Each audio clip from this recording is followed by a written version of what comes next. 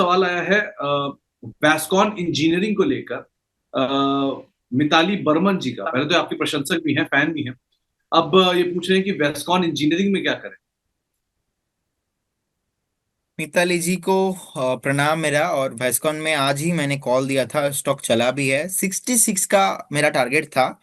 65.90 का हाई लगा के स्टॉक अभी नीचे आया है थोड़ा बहुत, लेकिन अभी भी मोमेंटम में है।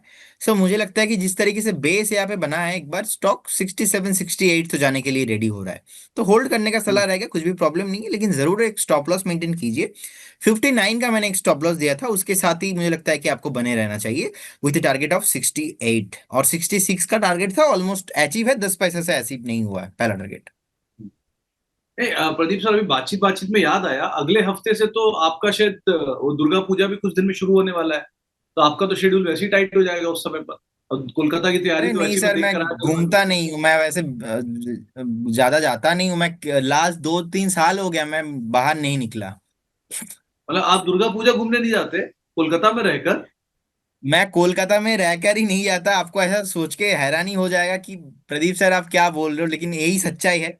अब सर काम इतना ज्यादा है, वही है, काम और जो है लाइफ दोनों में बैलेंस करेंगे, लेकिन अभी थोड़ा ज्यादा फोकस मेरा खुद का स्टडी में है, तो इसीलिए मैंने ऐसे बहुत सारे दुर्गा पूजा को सेक्रीफाइस किया है। और मैं अभी एक मोमेंटम में हूँ, मुझे लगता है कि और 1 2 साल जो है सेक्रीफाइस मुझे करना पड़ेगा। दिन मैं धीरे धीरे, अभी तो सर जिंदगी पड़ा है, ऐसे टाइम है बहुत घूमने का।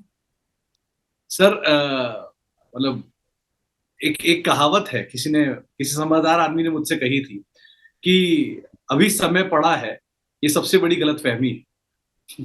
तो आपको भी यही कहूंगा कि सर, आपको ना, live the moment, leave the rest, यही कहा जाता है। सो इसीलिए आप कोशिश करिए कि अगर हो सके तो जरूर देख के आइए। आप कोलकाता में हैं, लोग कहाँ कहाँ से खर्चा करके पहुंच रहे हैं कोलकाता देखने के लिए।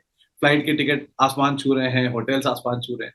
आप वहां रहकर नहीं इंजॉय कर रहे हैं, तो क्या ही बोलूं। लेकिन खैर, वो आपका निजी चॉइस है, but it's a good occasion going forward. आगे आते हैं वापस, पश्चिम बंगाल से ही सोवन साहा आए हमारे साथ, और वो पूछ रहे हैं कि गार्डन रीच शिप बिल्डर्स पे क्या करें। 2850 रुपए के दाम पे खरीदारी है उनकी। देखिए, मुझे लगता है कि आपको बने रहना चाहिए। एक बेस बिल्डिंग यहाँ पे हो रहा है अभी भी। यहाँ पे मुझे लगता है कि बेस ठीक से फॉर्मेशन नहीं हुआ है, तो it will take at least 3 to 4 weeks. अभी भी आपको टाइम देना चाहिए। 2453 2454 के आसपास प्राइस है। मुझे लगता है कि एक बार 2400 से लेके 2350, इस रेंज जो है एक बार फिर से रिटेच हो सकता है। होल्ड करने का सलाह रहेगा अभी। फ्रेश बाय भी आप करके जाइए, कोई इशू नहीं है। अगर आपका बाइंग 2800 रुपये के आसपास है, बने रहिए, कोई प्रॉब्लम नहीं है, आपको आते हुए दिखेंगे प्राइस। एक स्टॉप लॉस जरूर मेंटेन कीजिए। स्टॉप लॉस रहेगा इसमें 2250 के आसपास। ओके। एक सवाल आया है गड़िया मीठा जी का। ये हमारी रेगुलर व्यूअर भी है और मेंबर भी है। गॉडफ्रे फिलिप्स कहाँ बाय करना चाहिए? ये भी एक तरफा चला था, फिर शांत हुआ, फिर दोबारा चला, अब फिर शांत है। अब क्या करें? सर देखिए, कहीं ना कहीं इस जो स्टॉक है, one of my favourite stock. And आज देखेंगे ओवरऑल अभी 8% ऊपर है। 3689 के आसपास का प्राइस जो है दिखाई दे रहा है। तो इसमें मुझे लगता है कि एक बार 3850 और उसके बाद 4000 के ऊपर भी जाने के लिए स्टॉक रेडी हो रहा है। होल्ड करने का सलाह रहेगा जिनके पास पोजीशन है। नहीं, फेवरेट क्यों है प्रदीप सर, प्रोडक्ट के हिसाब से? नहीं देखिए, जिस तरीके से बेसिकली मैं प्रोडक्ट कंज्यूमर हूं नहीं इसका। और मुझे जब बस चार्ट पैटर्न ही अच्छा लग रहा है, इसीलिए मुझे लगता है कि कहीं ना कहीं पॉसिबिलिटीज ज्यादा है इसमें ऊपर नहीं, जाने नहीं, का। अरे प्रदीप सर, आप गलत ट्रैक पे चले गए। ये कंपनी टॉफी बनाती है, ऐसा नहीं है खाली ये सिगरेट मालबोरो की सप्लायर है। ये कंपनी टॉफी भी बनाती है। तो टॉफी का प्रोडक्ट भी तो हो सकता था ना। आप कहाँ उस तरफ ट्रैक पे चले जा रहे हो? एनीवेज, लेकिन ये नहीं, सच में कंपनी अच्छी है, ग्रुप अच्छा है, तो उस हिसाब से आप इस पे नजर रखना। भारत ग्लोबल पे एक सवाल पूछ रहे हैं आशीष चक्रवर्ती साहब। ये हमारे मेंबर भी हैं। ये स्टॉक का चर्चा कम होता है भारत ग्लोबल का, आप कोई राय रखते हो क्या इस पे? देखिए, मैं ट्रैक करता नहीं हूँ, और अभी 230 के आसपास चल रहा है, अपर सर्किट में है। स्टॉक ऑलमोस्ट 1600 से डाउन लोअर सर्किट लगा के नीचे आ रहा है। तो मुझे लगता है कि कल परसों और 2 4 दिन अपर सर्किट लग सकता है, पॉसिबिलिटीज है। लेकिन आपको इस काउंटर पे रहना नहीं है, क्योंकि इसमें मैनिपुलेशन होने का चांसेस बहुत हाई रहता है ऐसे काउंटर्स में, पेनी स्टॉक्स में से। बीएससी टी कैटेगरी में मुझे दिखाई दे रहा है। आई डोंट नो ये एनएससी पे लिस्टेड है भी कि नहीं, मैंने क्रॉस चेक नहीं किया, लेकिन बीएससी टी कैटेगरी में आ रहा है। और ऐसे स्टॉक्स मैं को कभी रिकमेंड मैं करता नहीं हूँ। तो एक बार एग्जिट करने का सलाह रहेगा, क्योंकि अभी अपर सर्किट में है, ऑल बायर्स है, तो आपको इजीली एग्जिट मिल जाएगा। अभी ऑलमोस्ट 65,546 बायर्स यहाँ पे ओपन है, टू 30.45 प्राइस में। एग्जिट करने का सलाह रहेगा। नहीं तो यहाँ पर एक एक इंटरेस्टिंग सवाल आया मेरे दिमाग में, प्रदीप सर। अक्सर आपको ये क्वेरी आती ही होगी कि शेयर में अपर सर्किट लग रहा है, तो ये अपर सर्किट खरीदारी का मौका है कि बिकवाली का मौका है? Sir it's depend. अगर कोई बढ़िया स्टॉक है जहाँ पे वॉल्यूम अच्छा होता है, जहाँ पे फंडामेंटल अच्छा है, जहाँ पे एटलीस्ट आपको पता है कि ये कंपनी क्या बिजनेस करते हैं, इनका पास्ट क्या है, लास्ट 3 साल 4 साल 5 साल 10 साल क्या किया है। सम टाइम स्टॉक न्यू होता है, आईपीओ आने के बाद ज्यादा चार्ट नहीं रहता है, लेकिन फंडामेंटल तो लास्ट एटलीस्ट 2 3 साल 5 साल का तो रहता ही है। तो अगर आपको वो समझ में आता है, अगर वो ऐसा चीज प्राइस एक्शन के साथ भी दिखाई देता है, अपर सर्किट भी अच्छा होता है ऐसा नहीं। लेकिन ये जो काउंटर है जहां पे मुझे दिखाई दे रहा है प्राइस साइकोलॉजी, कि भाई साहब थे 1600, उसके बाद आया 1000, उसके बाद 800, उसके बाद 400, उसके बाद 300, अभी 200, नीचे भी आया था ऑलमोस्ट 100 के नीचे भी, 80 के भी नीचे चला गया था, फिर से स्टॉक ऊपर जा रहा है लगातार। तो ऐसे वाले काउंटर्स में जहां पे वॉल्यूम नहीं बनता, तो यहाँ पे मैनिपुलेशन होने का चांसेस बहुत हाई रहता है।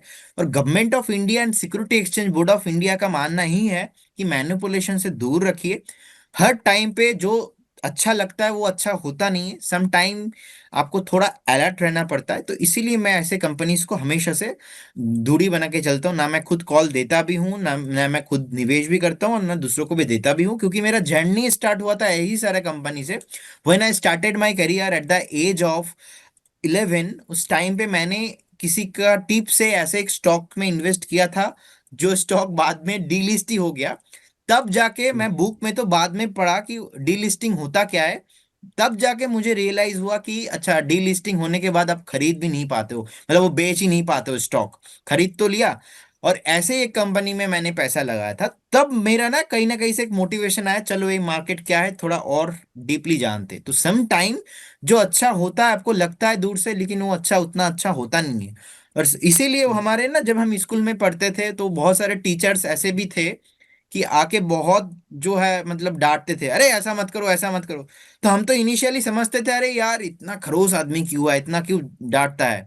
बाद में पता चला ओवर द टाइम कि नहीं, वही अच्छे, जो अच्छे के लिए बोल रहे थे। अभी बहुत सारे टीचर्स जो है आते ही आपको कुछ नहीं बोलेंगे, उनका उनका सैलरी मिल रहा है, अभी तो समझ में आता है उनको सैलरी मिल रहा है मंथली, चलो ठीक है अपने भाई देख लो, होमवर्क करो करो, ना करो तो ना करो कोई बात नहीं। लेकिन वो कहीं ना कहीं खराब होता है। सो यही होता है, कभी कभी अच्छे लोग आपको सीधा चलते बोलेंगे भाई ये नहीं करना है नहीं करना है, कभी कभी वो आपको समझना है। तो जो अच्छा लगता है हमेशा वो अच्छा होता नहीं है। जी सर। तो इस चीज का ध्यान रखिएगा। और ये सर्किट के लिए, सर्किट का इस्तेमाल बेचने के लिए करना है, खरीदने के लिए करना है, इस पर एक व्यू आपको प्रदीप सर ने दिया है। कुछ और सवालों में पूनम जी का एक सवाल आया है, ये जेएसडब्ल्यू इंफ्रा में नई खरीदारी करने की इच्छा रख रही है, क्या खरीदारी करनी चाहिए ना? देखिए जेएसडब्ल्यू इंफ्रा 321 के आसपास चल रहा है। आज से हमने 2 हफ्ता पहले भी और लास्ट वीक भी हमने डिस्कशन किया था। मेरा यहाँ पे एक ही चीज मानना है, all time high coming soon. 358 60 के आसपास जो एक हाई लगाया था लास्ट टाइम, और बहुत टाइम से कंसोलिडेशन हो रहा था, कहीं ना कहीं जितना चार्ट देख के मुझे समझ में आ रहा है all time high just coming soon. Hold करने का सलाह रहेगा with strictly stop loss of 285। 285 will be your stop loss, बने रहिए इस काउंटर के साथ। आप चाहो तो फ्रेश बाई भी करके जा सकते हो इस काउंटर में। ओके। इसके अलावा कुछ और स्टॉक्स की बात की जाए जहां पर कुछ और सवाल आए हैं। उसमें एक सवाल आया है वैभव यादव साहब का, ये हमारे मेंबर भी हैं। इन्होंने स्टील एक्सचेंज में इन्वेस्ट किया है, क्या किया जा सकता है?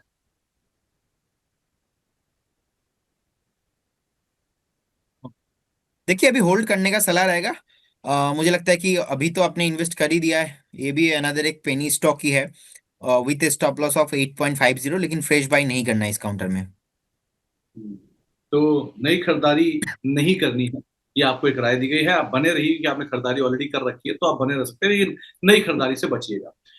इसके अलावा जेम एरोमेटिक्स 325 में लिया है आनंद वर्मा साहब ने, और ये फंस गए। अब क्या करना चाहिए इसमें? ओके, देखिए अभी 279 280 के अराउंड अभी चल रहा है। मुझे लगता है कि आपको एक स्टॉप लॉस 255 के आसपास मेंटेन करना चाहिए।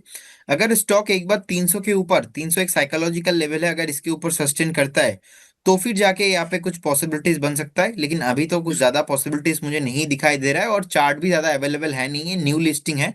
होल्ड करने का सलाह रहेगा, फ्रेश बाय अभी नहीं करना है इस काउंटर में। ओके, तो बने रहने की राय दी गई है, नई खरीदारी आप ना करिए, एक राय दी गई है। इसके अलावा कृष्ण कुमार सिंह साहब पहले तो आपको अपना रिगार्ड्स दे रहे हैं, और पूछ रहे हैं कि हिंदुस्तान कॉपर इन्होंने 177 के दाम पे लिया हुआ है, अब इनमें क्या करना चाहिए?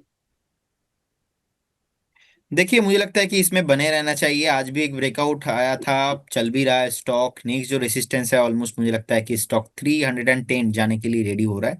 होल्ड करने का सलाह रहेगा, फ्रेश बाय भी आप करके जा सकते हो, कोई प्रॉब्लम नहीं है। 340 350 ऑन द वे। हम्म। और निखिल भारती सिंह जी पूछ रहे हैं कि इनको सागर सीमेंट लेके बैठे हैं 293 पर। पहले भी हमने सागर सीमेंट के ऊपर कई बार बात की है, आप इसको कैसे रीड करो प्रदीप सर? देखिए पहले तो भागा था स्टार सीमेंट, उसके बाद हम्म। हमने देखा धीरे धीरे सागर सीमेंट पे एक मोमेंटम आया। रिसेंटली 290 को क्रॉस नहीं कर पाया। If you want to buy, at least आपको बाय करना चाहिए 245 टू 50 के रेंज पे, क्योंकि मार्केट बहुत वॉलेटाइल है। बाकी पॉजिटिव स्ट्रक्चर है, मुझे लगता है कि मैं पॉजिटिव ही हूँ ओवरऑल।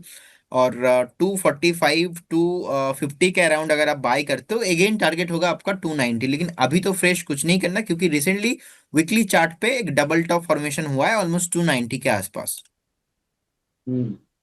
तो आपको एक सागर सीमेंट के ऊपर राय प्रदीप सर देते हुए, मिथुन मोदक साहब पूछ रहे हैं एनएसडीएल में क्या नई एंट्री करनी चाहिए, आप क्या राय रखते हो? देखिए एनएसडीएल बहुत चला है, और उसके बाद हमने देखा है कि स्टॉक कंसोलिडेशन कर रहा था। डेफिनेटली आप बाई करके जा सकते हो, इसमें ज़्यादा कुछ प्रॉब्लम मुझे नहीं दिखता है। लेकिन एक 1186 के आसपास एक स्टॉप लॉस ज़रूर आपको मेंटेन कर लेना चाहिए। आपको और एक बार न्यू हाइस इस पे बनते हुए दिखेंगे। एक बार मुझे लगता है कि ये 1450 1500 जाने के लिए रेडी हो रहा है। लेकिन स्टॉप लॉस जो है लास्ट 4-5 हफ्ते का जो एक स्विंग लो था, ऑलमोस्ट 1180 मैक्सिमम एक स्टॉप लॉस मेंटेन करके जाइए। 1180 से लेके 1190 के आसपास हो रहा है स्टॉप लॉस, आप वहाँ पे मेंटेन करके होल्ड करने का सलाह रहेगा। तो आपको एक राय एनएसडीएल के ऊपर दी गई है। वेस्टर्न कैरियर, ये आजकल हाल फिलहाल में बहुत चर्चा में आया जब से प्रमोटर ने माल लिया है यहाँ पे, आप इसको कैसे देख रहे हो? इस पे भी एक सवाल आया है।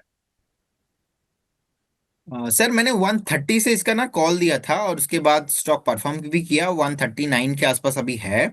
एंड मुझे लगता है कि आपको वेट करना चाहिए। 155 160 पॉसिबल है इसमें, लेकिन थोड़ा स्लो चलता है ना, बहुत हाई बीटा काउंटर है।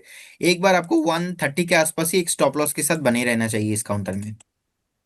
हम्म। तो वेस्टर्न कैरियर आज करीब करीब 139 140 के जोन में कामकाज कर रहा है। रिसेंटली प्रमोटर की तरफ से भी कुछ खरीदारी होते हुए दिखाई पड़ी थी स्टॉक के अंदर। जेएसडब्ल्यू सीमेंट, रजनीश रजक साहब का एक सवाल आया है, इसमें क्या करें? आपने गौर किया Pradeep sir, JSW energy, JSW infra और जेएसडब्ल्यू सीमेंट, इन तीन में सबसे ज्यादा सवाल आते हैं दिन भर में। सो करना क्या चाहिए बस इसमें भी आप? वही देख रहा हूँ आज, जेएसडब्ल्यू जेएसडब्ल्यू मतलब बहुत हो गया है क्वेश्चन। हाँ। देखिए 140 के अराउंड अभी चल रहा है, ज्यादा डेटा नहीं है। अभी जिनके पास है पोजीशन, आप बने रहिए with stop loss of, recently swing low था ऑलमोस्ट 140 मैक्सिमम एक स्टॉप लॉस मेंटेन कीजिए और बने रहिए इस काउंटर के साथ। लेकिन फ्रेश बाय नहीं करना सर अभी भी इस काउंटर में। तभी आप नई खरीदारी ना करिए, ये आपको एक राय दी गई है। ये आईपीओ वाला जो आपका रणनीति था वो ब्रीच कर रहा है क्या? आईपीओ लो स्ट्रेटेजी जो आप बताते हो? सर वही है, इसीलिए मैं नहीं दे रहा हूँ कॉल। और स्टॉक नहीं चलता है तो बहुत सारे लोगों को ऐसा लगता है कि इतना बढ़िया फंडामेंटल्स है तो आप क्यों नहीं दे रहे हो। भाई नाम के आगे टाटा या जेएसडब्ल्यू या बजाज हो, मैं तो नहीं देने वाला। मेरा साइकोलॉजी, मैं ना ही बुक पढ़ के ये सब सीखा हूँ, ना ही मैं देने वाला हूँ। मेरे को जहाँ पे लगेगा मैं वहीं पे बताऊंगा। तो इसीलिए एक बात तो अभी अवॉइड करके जाना है। इंटरेस्टिंग फैक्ट यही है कि संदीप जी के साथ मैं जब फरवरी मंथ पे सर शो कर रहा था, उस टाइम पे ऐसे ऐसे स्टॉक मैंने बताया, आज तक चला नहीं है। तो जब लोगों का कमेंट आते हैं ना, मैं सुन के कभी कभी ये सोच लेता हूँ, एक तो है मुझे एनटीपीसी ग्रीन, अभी उस टाइम पे ऐसा थीम चल रहा था एनटीपीसी ग्रीन, एक ग्रीन थीम है इंडिया में, चलेंगे फ्यूचर में। बहुत बड़े बड़े ब्रोकिंग हाउस का रिपोर्ट आ रहा था, इतना जाएगा ग्रीन थीम, ये वो फलाना ढिकाना जो भी है। मैंने बताया एनटीपीसी ग्रीन 130 के ऊपर मुझे लेना है, उससे पहले मुझे लेना ही नहीं है। आज तक स्टॉक ऑलमोस्ट 8 महीना हो गया, नहीं परफॉर्म किया। तो यही होता है कोई भी स्टॉक। हमने देखा एक टाइम पे मारुति नहीं चला, 5-5 साल मारुति नहीं चला, 7-7 साल तो आईटीसी नहीं चला। एक टाइम पे तो आईटीसी को लेके लोग ट्रोल करते थे, अरे आईटीसी नहीं चल रहा, आईटीसी नहीं चल रहा है। तो वही है, एक चीज मैंने समझा ओवर द डिकेड, कि फंडामेंटल अच्छा हो सकता है लेकिन जरूरी नहीं है वो स्टॉक चलेगा। फंडामेंटल देखना बहुत इंपॉर्टेंट है, उसके साथ आप टेक्निकल को भी देखिए, स्टॉक का चलने का टाइम कब है। अगर वो टाइम आप पकड़ पाते हो, तो फिर आप इंसान के साथ एज ए गुड इन्वेस्टर के साथ आपका अच्छा पेशेंस के साथ बने रह सकते हो। नहीं तो क्या होगा, आपने देख लिया आईटीसी, आपने ले लिया और 5 साल नहीं चलेगा, और आपका पेशेंस ही खत्म हो जाएगा, आप निकल जाएंगे स्टॉक के साथ। इसीलिए फंडामेंटल इंपॉर्टेंट, टेक्निकल बहुत इंपॉर्टेंट। इसीलिए मेरा आईपीओ जब भी न्यू कंपनी आता है, IPO high strategy. IPO high जाएगा तो मैं उसके ऊपर स्टोरी मैं सुनूंगा, जो भी स्टोरी आएगा मैं सुनूंगा। आईपीओ हाई उसके ऊपर सस्टेन नहीं हो रहा है, आप मुझे अलग अलग स्टोरी बताएंगे, मैं तो मेरे तरफ से प्रणाम है, मैं ना है, मेरे तरफ से कोई प्रॉब्लम नहीं है। अच्छा प्रदीप सर, क्योंकि दो दो जेएसडब्ल्यू ग्रुप की कंपनियों में बातचीत हुई है, जेएसडब्ल्यू इंफ्रा पर भी, जेएसडब्ल्यू एनर्जी पर भी, जेएसडब्ल्यू होल्डिंग देखो कैसा लग रहा है कि दोनों के सामने जेएसडब्ल्यू होल्डिंग ज्यादा चला है। ऑब्वियसली उसकी रीजन है जेएसडब्ल्यू स्टील का चलना। तो आप कैसे देख रहे हो इसको? सर पॉजिटिव लग रहा है अभी। 18,519 के आसपास चल रहा है, शॉर्ट टर्म जितना करेक्शन होना था ऑलमोस्ट लग तो रहा है कि 80-90% करेक्टेड हो चुका है स्टॉक, एंड एक बार फिर से ऊपर जाने का पॉसिबिलिटीज भी बन रहा है। तो overall outlook is positive, target रहेगा 20,000 एंड अबव, स्टॉप लॉस के साथ 17,250 की रुपीस के आसपास एक स्टॉप लॉस मेंटेन करना चाहिए, बने रहिए अगर किसी के पास है। अगर किसी को लेना है तो मुझे लगता है कि आप जेएसडब्ल्यू इंफ्रा को लेके जा सकते हो। तो जेएसडब्ल्यू इंफ्रा ले सकते हो। जेएसडब्ल्यू होल्डिंग पे ऑलरेडी क्योंकि बात करना जरूरी था, ये बहुत चला था, तो इसलिए भी इस पे आप अदरवाइज नजर रखना। टाटा मोटर पर फ्रेश एंट्री कब करी जाए, ये ऑब्वियसली सवाल आना ही था। ये भी एक ऐसा शेयर है जो बिना इसके हमारा शो पूरा नहीं होता। सो इसको आप कैसे देख रहे हो? सर आउटलुक इज पॉजिटिव, मुझे लगता है कि 740 एंड 780 शॉर्ट टर्म का टारगेट। एंड थोड़ा अगर आप 7 से 8 महीने का टाइम देके जाएंगे, मुझे लगता है कि ये स्टॉक 950 एंड 1000 भी क्रॉस कर जाएगा, क्योंकि बहुत टाइम से स्टॉक चला नहीं है। और अगर स्टॉक अभी 850 900 पे होता तो मैं बाई करने का सलाह बिल्कुल नहीं देता। मेरा इसमें बाइंग स्टार्ट हो चुका है 650 से। 650 से हमने बताया, 680 पे बताया, 670 पे बार बार बताया। सो कहीं ना कहीं 700 के ऊपर सस्टेन कर रहा है, यही बड़ी बात है। अभी वेट करने का सलाह रहेगा, इट विल टेक टाइम, थोड़ा पेशेंस रखिए, बने रहिए इस काउंटर के साथ। जैसे ही 740 ब्रेक करेगा, 780 आपको आते हुए दिखेंगे, तो मल्टीपल टाइम आपका जो पेशेंस है बार बार टेस्ट हो रहा है। अभी बने रहिए इस काउंटर के साथ। दिलीप सर ने आपके ऊपर एक इल्जाम लगाया है। वो पूछ रहे हैं कि लड़कियों के सवाल आप ले रहे हो, लड़कों को जवाब नहीं दे रहे हो, और मदरसन संवर्धना मदरसन का शेयर उनके पास है। अब ऐसा कुछ है क्या प्रदीप सर? मतलब मैं तो उस एज से बहुत आगे निकल चुका हूँ आपकी तरफ से, आप क्योंकि एलिजिबल बैचलर हो। सो ज्यादा कुछ ऐसा है क्या? नहीं सर, मेरे साथ ऐसा कुछ नहीं है। यही सर, पता है रचित सर ने, विवेक सर ने, सब लोगों ने मिलके ऐसा एक माहौल बना दिया है कि पहले मेरे पास व्हाट्सएप में जो पीछे नंबर दिया है, कंपनी में फोन आता था कि सर आप एक बार जो है कोई टिप्स दे दीजिए, कोई एक कॉल दे दीजिए, इन्वेस्टमेंट क्या है, क्वेरी लेने के लिए पीछे लोग फोन करते थे। अभी क्वेरी आ रहा है, फोटो भेज रहा है, रमिता, बबीता, सुष्मिता।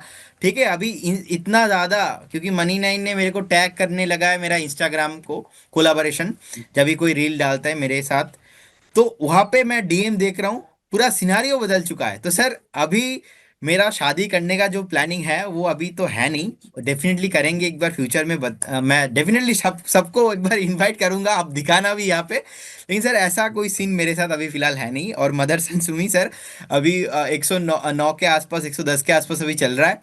मुझे लगता है कि आपको बने रहना चाहिए, 126 130 के आसपास ये आना चाहिए, बहुत जल्दी कमिंग सून है। 100 एक साइकोलॉजिकल लेवल है, 96.50 एक स्टॉप लॉस मेंटेन कीजिए। 100 के नीचे और वीकनेस हो सकता है, लेकिन 100 के साथ मुझे लगता है कि आप एक बने रहिए with A stop loss of 96। Sir एक कॉल आ रहा है जो चुन चुन के वाला आप देते हो ना, तो मैं पहला देना चाहता हूँ थोड़ा अब तो मैं अभी। उसकी शुरुआत ही कर लेता हूँ ना, डायरेक्टर साहब जरा चुन चुन के कास्टिंग मारी है, तो अब प्रदीप सर रिकॉल लग गया, ले ही डालते उस पर।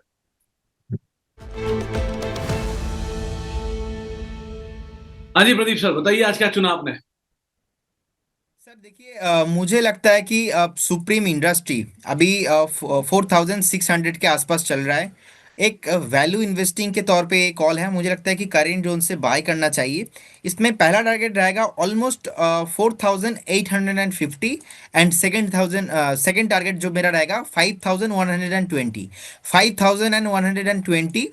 एंड पहला टारगेट रहेगा ऑलमोस्ट 4850 के आसपास होना चाहिए। एक स्टॉप लॉस जरूर मेंटेन कीजिए, इसमें स्टॉप लॉस रहेगा 4450 के आसपास, एक स्टॉप लॉस मेंटेन करके जाइए आप। और व्यू रहेगा मेरा 12 से 15 दिन, मैक्सिमम 20 ट्रेडिंग सेशन, आप मोटा मोटा एक मंथ पकड़ के चलिए। मुझे लगता है कि यहाँ पे एक बेस अच्छा खासा बिल्डिंग हुआ है, और एक वॉल्यूम भी आ रहा है, धीरे धीरे बेस बिल्डिंग हो रहा है, कंपनी भी अच्छा है, तो स्टॉक 5000 के आसपास जाने के लिए रेडी हो रहा है। तो आप सुप्रीम इंडस्ट्री में खरीदारी कर सकते हैं 4850 रुपए के टारगेट के लिए। 5120 आपका दूसरा टारगेट रहेगा। 4450 आपका एक स्टॉप लॉस रहेगा। यहां पर आप खरीदारी कर सकते हैं, 20 ट्रेडिंग सेशन मैक्सिमम आप होल्ड करके चल सकते हैं। प्रदीप सर जरा दो सवालों के जवाब दीजिए, उसके बाद हम आगे अगले सेगमेंट में तरफ रुक करते हैं। पहला है संदीप कुमार साहब का। फेडरल बैंक लिया है इन्होंने, उन 195 की कॉल ले रखी है, तो अगर आप ट्रैक करते हो तो ₹4.25 के दाम पे कॉल ले रखी है, क्या किया जाए इसमें? फेडरल बैंक आपने बताया, राइट? जी, फेडरल बैंक की 195 की कॉल। ओके। अच्छा, वो कॉल मतलब फ्यूचर वाला कॉल? जी। ओके। फ्यूचर वाला कॉल अभी चल रहा है ऑलमोस्ट 3.90 के आसपास, ₹4 के आसपास। मुझे लगता है कि यहाँ पे आपको एक स्टॉप लॉस मेंटेन करना चाहिए। आप ₹2 के आसपास एक स्टॉप लॉस मेंटेन कीजिए, क्योंकि आपने लिया तो सही है, लेकिन अगर बाई चांस से नहीं चला ना, तो आपका जो प्रीमियम है जितने भी थोड़ा बहुत अभी है, ये नीचे आ सकता है। और तो इसीलिए अभी आप ₹2 के आसपास एक स्टॉप लॉस के साथ बने रहिए। और अभी कैश का भी मैं प्राइस 196 के आसपास चल रहा है।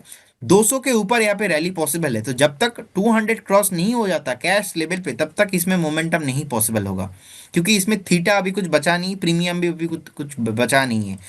तो वो एक बार तो मुझे लगता है कि अवॉइड ही कर लेना चाहिए, अदरवाइज एक्सट्रीम लेवल पे आप ₹2 के आसपास एक स्टॉप लॉस मेंटेन करके जाइए।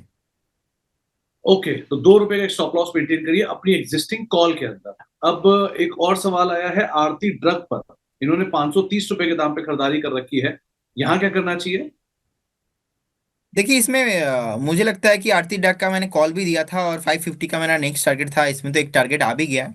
होल्ड करने का सलाह रहेगा, ओवरऑल अट्रैक्टिव पोजीशन है। एक बार हो सकता है कि स्टॉक आपको ना 495 भी आ जाए, लेकिन वो हेल्दी करेक्शंस रहेगा, ऐसा कोई प्रॉब्लम नहीं, होल्ड करने का सलाह रहेगा। Short term to medium term का व्यू मुझे लगता है कि 580 भी क्रॉस करना चाहिए।